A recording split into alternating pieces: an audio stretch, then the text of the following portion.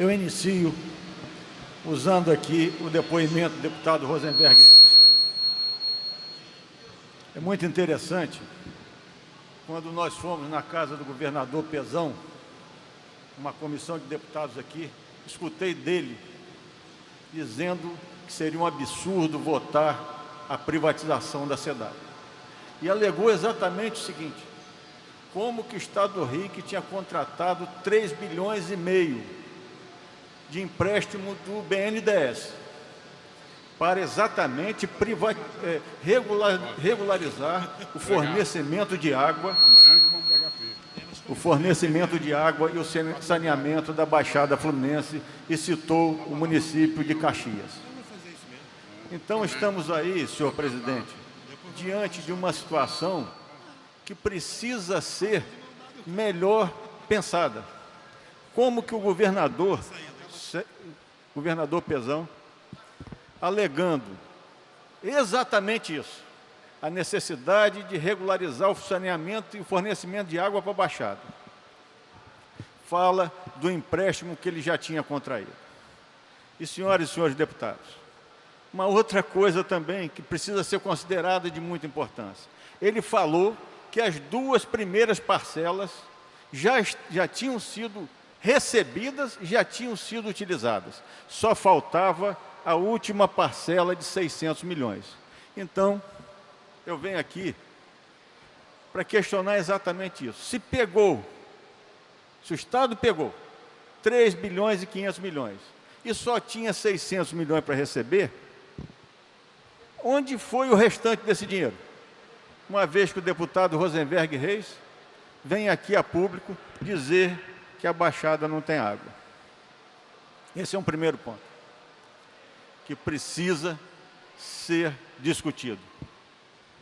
Por outro lado, eu queria citar a situação do município de Resende, que tem água privatizada desde 1998. E a partir da privatização, ontem vimos uma reportagem da Globo mostrando as grandes vantagens da privatização. O lugar que está privatizado tem água de qualidade, o lugar que não tem água privatizada está destinada a ver suas crianças morrerem por doenças transmitidas pela água. E eu posso dizer, senhor presidente, que não foi isso que aconteceu. A mudança que existiu em Resende foi que hoje pagamos uma das águas mais caras do estado do Rio de Janeiro. E a prova disso é que em 2015, Resende foi o município que mais morreu pessoas com dengue do estado do Rio proporcionalmente. Isso quer dizer o seguinte, que os focos de mosquito continuam lá no nosso município. Quer dizer que as valas negras continuam existindo dentro do município de Resende. E não é pouca, não. É só andar nas periferias do município e vamos ver claramente isso que eu estou falando para Vossa Excelência. Então, eu não posso aceitar esse discurso. Eu não posso aceitar o discurso de que, privatizando, vamos ter melhor qualidade. De maneira nenhuma. Os exemplos que temos, e Resende é uma prova concreta disso, mostram claramente que esse caminho não foi correto. Por outro lado, o segundo ponto que precisa ser levantado.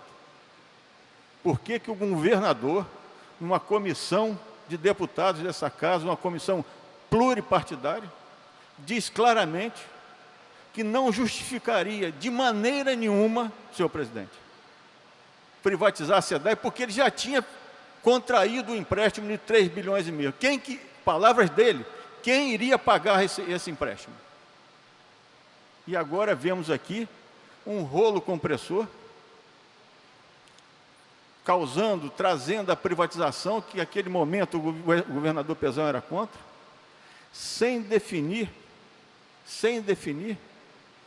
coisas que são essenciais na contração de qualquer empréstimo, que é exatamente o que foi falado aqui várias vezes.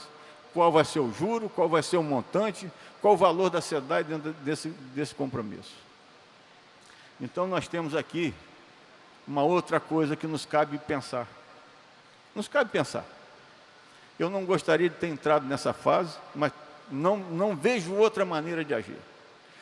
O governador de um estado como o estado do Rio de Janeiro, que se posiciona claramente contra a privatização, e a partir do momento que seu padrinho político, Sérgio Cabral, o acusa de ter levado os empresários que causaram esse grande mal para o estado do Rio de Janeiro, com aquela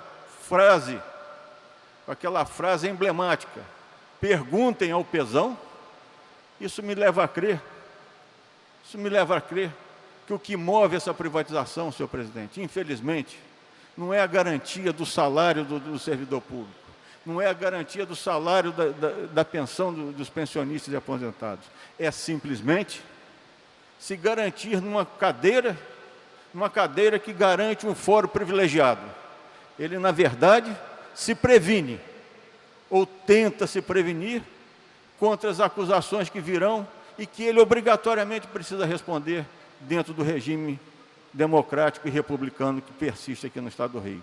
Deus queira que essa persistência desse regime republicano ultrapasse essas nuvens negras que estão no céu do estado do Rio de Janeiro e que nós possamos aqui ter uma clara democracia, que é a aspiração de todos nós fluminenses. Então, meu voto contrário se deve exatamente a isso, a falta de clareza, a falta de interesse público na condução desse processo.